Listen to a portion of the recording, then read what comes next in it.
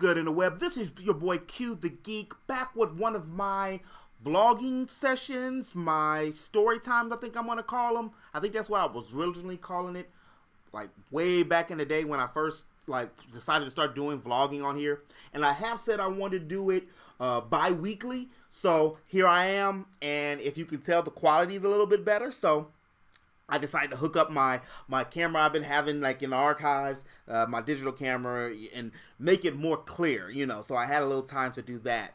But I'm going to change up the vlogging session just a little bit, the story time session just a little bit, and like I said with stories, I'm going to make it a little more personable for a couple reasons. One of the main reasons that I decided to do YouTube in the first place was to talk to and reach other like-minded people, and also to be able to discuss and motivate people, because I realized, which I've known for a while, that I have a motivating personality where I can motivate my friends and family and people around me. And what better place to do that than the interwebs?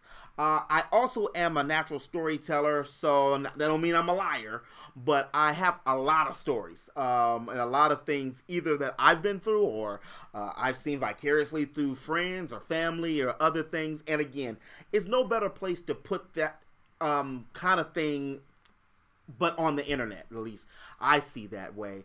And the first thing I want to talk about is being yourself. One of the hardest things for me, honestly, for years, for good, oh my God, years, 15 or more, maybe some years, was being comfortable in my own skin.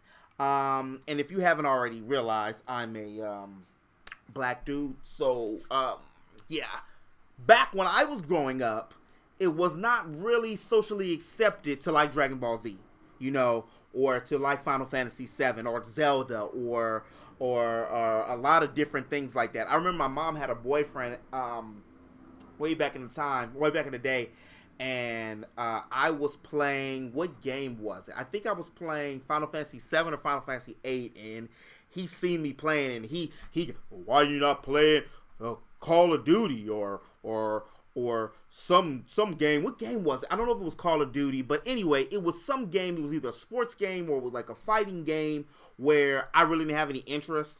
And what's interesting enough is I didn't really get into sports. Now I like sports, but I didn't really get into sports until after I graduated high school and was in college. And there is when I seen how beneficial that sports are, or just being able to hold a conversation. You know, if somebody won the Super Bowl, you should at least, because it's going around in pop culture and it's social, you should at least, you know, be aware of who won the Super Bowl kind of thing. Sports in itself is also a geekdom from stats and numbers and different things. I mean, what's the difference between some of the stuff they're doing on FanDuel or fantasy drafts with basketball and football than what I do when I'm playing like Persona 5, when I'm looking at how this weapon's going to upgrade this particular stat or this particular affinity or this particular thing.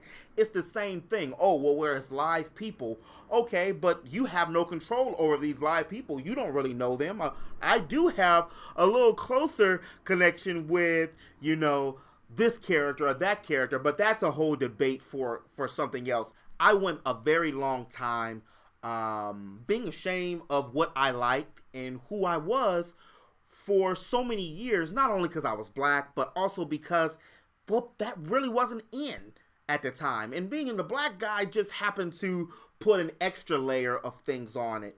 And my advice to people who might be younger than me or even older than me who kind of suffer from these different things, you know what? Be yourself. If you like something and it's not hurting you, I mean, be you. Do it. If it's not killing anybody or putting any destruction to the world or people around you, I mean, if you like to watch Sailor Moon, or if you like to play Chobits, or, you know, whatever the case, do it. If it makes you happy, get some friends that into it and do it. Go to conventions. And now it's so beautiful because now you can go to conventions with cosplayers and other people who are like-minded and around you doing these same things. Of course, you're going to get the same people. Like I get this from a lot of people in my family. My grandfather is old World War II veteran, 91 years old, and he still believes that the way for a person to make it nowadays is to be working for the city and in the military, and that's really not what this day and age is. It's a new type of thing. So a lot of the criticisms come from you like this and you need to grow up, and it's not just from him.